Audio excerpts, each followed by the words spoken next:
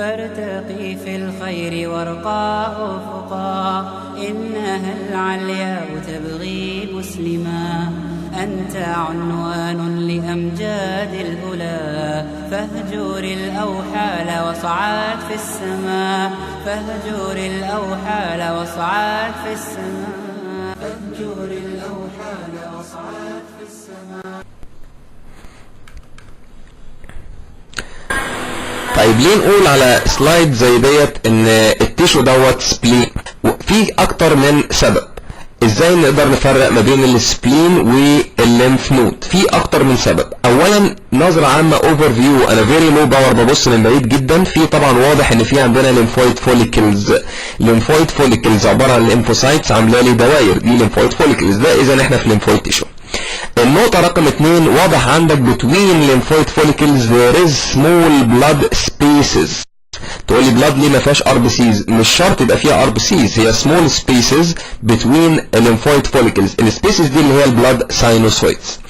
النقطة رقم 3 ان في عندك thick fibrous band لونها بينك، دي اللي هي السبلينيك ترابيكولا، وفي السبلينيك كبسول. يبقى اذا ده الشكل الهيستولوجيكال النورمال هيستولوجي اوف ذا سبلين. lymphoid follicles، في ساينوسويدز، في ترابيكولي، في عندنا الكبسول. اهم نقطة عايزك تاخد بالك منها ان inside lymphoid follicles there is central arterioles. inside lymphoid follicles there is central arterioles. ادي هنا ادي lymphoid follicle عندك اهي، في ارتريول هنا اهو، وفي واحد تاني ارتريول هنا، مش شرط يبقى في النص بالظبط، ممكن يبقى اكسنتريك. هنا برضو lymphoid follicle وفي ارتريول في النص او في الطرف. دي اللي هي بنسميها السنترال ارتريول. طبعا السنترال ارتريول ده موجود في السبلين ومش موجود في الليمف نود. هنا واضح جدا في الجزئيه ديت ان انت في عندك هنا برضو في النص في ليمفويد فوليكل فيها 6 ارتريول. هنا برضو نفس الكلام، في عندك فوليكل كبيره وفيها ارتريول حصل فيه هايلاين تشينج، هايلاين تشينج، فبقى لون الوول بتاعه بقى تخين وبقى لونه بينك. وفي هايلاين تشينج في الترابيكولي برضو، ففقدت النيوكلياي بتاعتها وبقى لونها بينك هوموجينس. هنا الليمفويد فوليكل برضو فيها سنترال ارتريول. اذا لو شفت في الامتحان شريحه فيها ليمفويد فوليكلز فيها السنترال ارتريولز، والارتريولز بقت تخينه بقت ثيك، والترابيكولي بتاعت السبلين بقت ثيك وبقت هوموجينس، اذا ديت عباره عن هايلاين تشينج اوف ذا سبلين. هايلاين تشينج اوف ذا سبلين. طيب نبص كده من قريب شويه ونشوف المنظر ده كده مع بعض اهو، برضو واضح جدا كل المناطق الزرقاء دي عباره عن الليمفويد فوليكلز. واضح السنترال ارتريول ثيكند ولونه بينك وبقى تخين هوموجينس، حصل فيها هايلاين تشينج. كل الفراغات البيضاء اللي احنا شايفينها ديت المتحوطه بفايبرس وول ديت عباره عن بلاد ساينوسويدز. ده برضو ليمفويد فوليكل وذ سنترال ارتريول، دي ترابيكولي اوف ذا سبلين.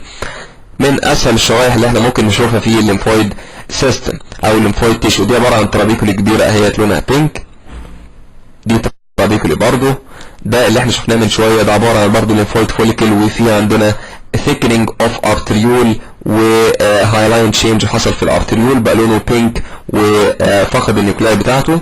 هنا نفس الكلام برضو، عندك ليمفويد فوليكل وفيها 2 ارتريولز، ادي ارتريول اهو وادي واحد تاني. يبقى اذا السبلين مميز بالليمفويد فوليكلز اللي فيها ارتريولز، بالساينوسويدز، بالترابيكولي. في الهايلاين تشينج بقى الارتريولز بقت تخينه، النيوكلاي بتاعته مش واضحه بقى لونها هوموجينس بينك، وكذلك الترابيكولي وممكن ايضا الكبسول اوف ذا سبلين. يبقى اذا سهل جدا نقدر نفرق ما بين السبلينيك تيشو والفينوب، نعرف ونميز. دي طبعا ترابيكولي اوف ذا سبلين with هايلاين تشينج. نقدر نميز ما بين الهايلاينوزز اوف ذا سبلين والاذر تيشوز اوف اذر سلايدز اوف lymphoid tissue. يبقى دوت عباره عن هايلاين تشينج اوف ذا سبلين.